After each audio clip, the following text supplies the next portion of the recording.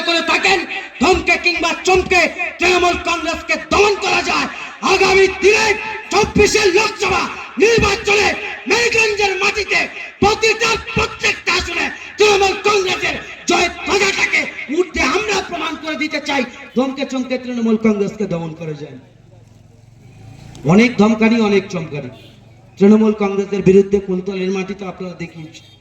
2021-এর পর যে সমস্ত ভারতীয় জনতা পার্টির নেতৃত্বরা যাদের কর্ণকোহরে আমাদের শব্দ তরঙ্গ যাচ্ছে, তাদের যদি বিবেক থাকে 2021-এর নির্বাচনের প্রাক্কালে দাঁড়িয়ে ভারতীয় জনতা পার্টির একটা বেঈমান কিংবা বিশ্বাসঘাতক মির্জাফর শুভেন্দু অধিকারী, ভারতীয় জনতা পার্টি তাকে মাথায় তুলে এখন নাচেন। ভারতীয় জনতা পার্টির যদি কোনো কর্মকর্তা থেকে থাকেন, তাদের কানে যদি আমাদের শব্দ তরঙ্গ পৌঁছায়, একটা কথা শুনে রাখুন। মহাভারতের যুদ্ধের সময় এক মণি আর এক রাক্ষসের মধ্যে লড়াই চলছিল। রাক্ষস লড়াই করে জিতেছে। ভগবান মহাদেবের ভক্ত রাক্ষস মহাদেবের কাছে দৌড়তে দৌড়তে গেছে যে প্রভু আমার একটা বর দাও।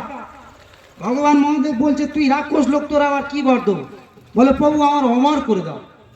তো বলে তোর আবার অমর করতে হবে? ইয়ে কি কাণ্ড কথাবার্তা শুনেদিন। তাহলে এক কাজ কর, রাক্ষসের কোনোদিন অমর করা যায় না, তাহলে প্রভু কি করবে কর। বল তোর এমন বর দিচ্ছি, তুই যার মাথায় হাত দিবি সে ভস্ম হয়ে যাবে। বলে দাও প্রভু দাও।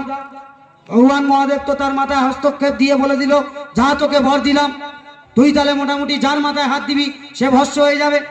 যেই না বলেছে, এবার রাক্ষস উদার কণ্ঠে বলছে প্রভু তুমি যে বর দিলে আমি প্রমাণ পাবো কি করে যে যার মাথায় হাত দেবো সে ভস্ম হয়ে যাবে? তা ভগবান বলছে প্রমাণ তুই যে কারোর মাথায় একবার হাত দিয়ে দেখ না সে ভস্ম হয় কিনা। ভগবানের কথা মতো রাক্ষস কোনো দিকে সামনে কাউকে না পেয়ে বলে ভগবান আমি একবার তোমার মাথায় হাত দিয়ে দেখবো তুমি ভস্ম হও কিনা। যেই না বলেছে মহাদেব তো এখন দুই দিকে বিপদে পড়ে গেছে। মহাদেব ছুটে ছুটে পাগলা, কোন দিকে যাবে বুঝে পাচ্ছে না। মহাদেবের পিছনে ছুটছে রাক্ষস।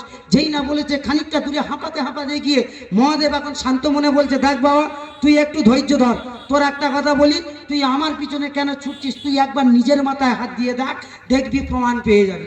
বাবা রাক্ষস তো বুদ্ধিমান লোক, রাক্ষস যেই না নিজের মাথায় হাত দিয়েছে সেই না ভস্ম হয়ে গেছে।